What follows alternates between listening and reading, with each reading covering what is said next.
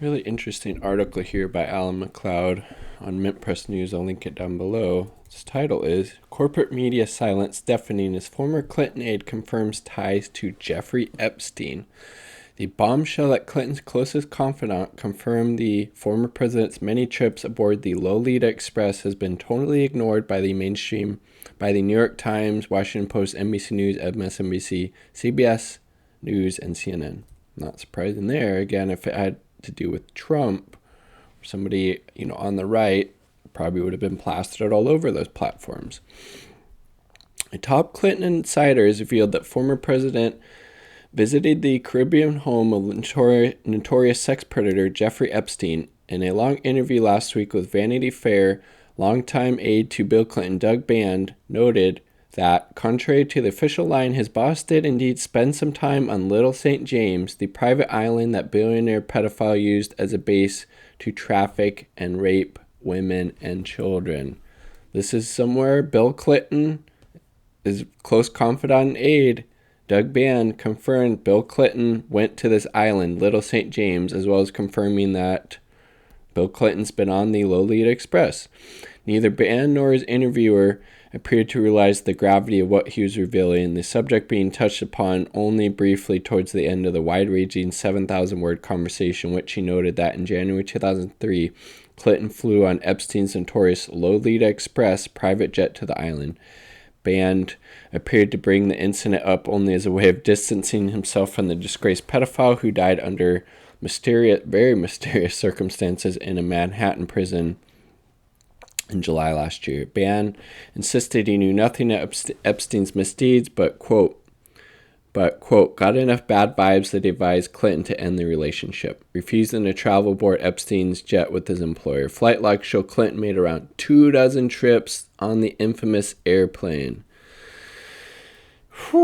Band is certainly a source in the know. For years, he served as Clinton's most trusted aide and confidant, traveling by his side and arranging his appointments for him. The former president famously did not carry even a cell phone, meaning that everyone from journalists to even Hillary and Chelsea would have had to go through Band to speak to him. There's Epstein, Clinton. I'm not sure who those people. Is that Prince Andrew? I don't know. Band's testimony adds weight to others who have already said they saw him on the island. Epstein's victim, Virginia Guffrey, previously stated that Clinton strolled into Epstein's private villa with two lovely girls in his arms. There was no modesty between any of them, she said. I remember asking Jeffrey what Bill Clinton's doing here, Guffrey said in an interview earlier this year, and he laughed it off and said, well, he owes me a favor. A lot of very powerful people seem to have owed Epstein favors. Epstein's former IT and maintenance contractor also said he saw the former president on the island, an assertion that Clinton has denied. The former president was also photographed receiving a massage from Epstein victim Shante Davis while at an airport en route via the Lolita Express. I mean, it's not surprising because you get to these mainstream media outlets, you gotta toe the corporate line. You can't, upset the apple cart, if you will. So of course they're not going to cover this. They would never ask Bill Clinton about this, but this is a huge story. I mean, multiple people confirmed that, Bill Clinton went on Jeffrey Epstein's private plane multiple times. Flight log said it was like 24 flights, something like that. And then we have multiple people confirming his former top aide, for God's sakes, confirmed he was at Epstein's private island in the Caribbean, this Little St. James. There's a lot that needs to be asked of Bill Clinton with this, and we'll see if it ever happens. But that's journalistic malpractice. It's disgusting. While the press might be forgiven for focusing on more of the pandemic and the election, the virtual silence from the corporate media has been deafening. The bombshell that Clinton's closest confidant, who friends describe as being like a son to him, this person confirms that Clinton was at that island, has been totally ignored by the New York Times, etc., with no relevant results appearing in searches on their websites. ABC News, which for 3 years sat on information that could have resulted in arrest, also did not cover the story. It was therefore left to more Republican-aligned anti-Democrat media to play it up. The news appearing in conservative outlets like the Daily Wire, Fox News, and New York Post, again, which isn't to say them reporting on it. I would have to read their articles, but it doesn't mean that any of the things reported is false. It just means that these Democratic arms, in these media outlets that are arms of the Democratic Party, aren't going to touch it because they're arms for the Democratic Party. Fortunately, this reinforces a partisan understanding of the Epstein case. Earlier this year, a Mint Press study of 1 year Epstein's coverage on MSNBC and Fox News found intensely partisan coverage of the predator's ties to President Trump and Clinton. Yep. Because again, both Trump and Clinton had ties to him, along with Prince Andrew, different celebrities, other powerful figures, both within the U.S. and abroad.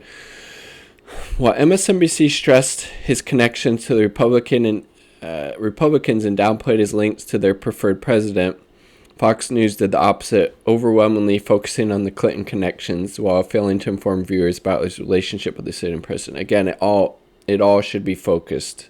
It all should be focused on. It all needs to be discussed. Clinton has a long history of accusations of, sexual misconduct against him. Arkansas nursing home administrator Juanita Broderick claimed that he raped her in 1978 while he was Attorney General of the state. I mean, it's not surprising that fucking Bill Clinton, all these sexual assault, rape allegations against him in the past, it's not surprising to be hanging out with pedophile and sex trafficker Jeffrey Epstein and hanging out at his private islands. That's fucking in character for Clinton. That's in character for Trump, if he was there too. Paula Jones accused Clinton of sexual assault and exposing himself to her in 91, while Kathleen Wiley accused Clinton of groping her without her consent in 93. In the last charge, he reportedly claimed his innocence by arguing that Willie's breasts were not big enough for him to be interested. Jesus Christ. The court.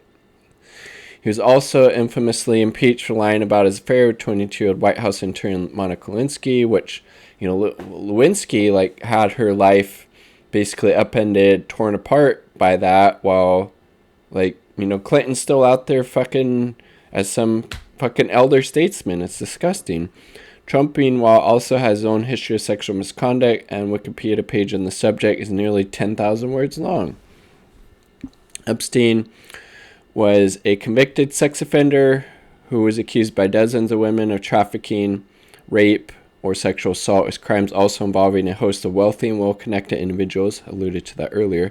His own enormous wealth appears to have come from his suspicious connections to Victoria's Secret tycoon Leslie Wexner. For years, his links to the most influential figures and organizations seem to have kept him from justice, and after his death, put the spotlight on them. Over the years, he built up a vast portfolio of connections to the rich and powerful of the world, which included business magnates, heads of state, university professors, Alan Dershowitz, that might have been in reference to, and some of the nation's top journalists. Perhaps this explains why so few in the media are willing to touch the latest twist in the never-ending story, which makes complete sense. I mean, it's disgusting, and it's obviously a travesty that they're not giving this the attention that it deserves, but Epstein had his tentacles all over the place. So many connections to the wealthy and powerful. And again, this is just another example of that. Title says it all. Corporate media silence deafening as former Clinton aide confirms ties to Jeffrey Epstein. What are your thoughts? Share them in the comment sections down below. Peace. Much love. Be safe.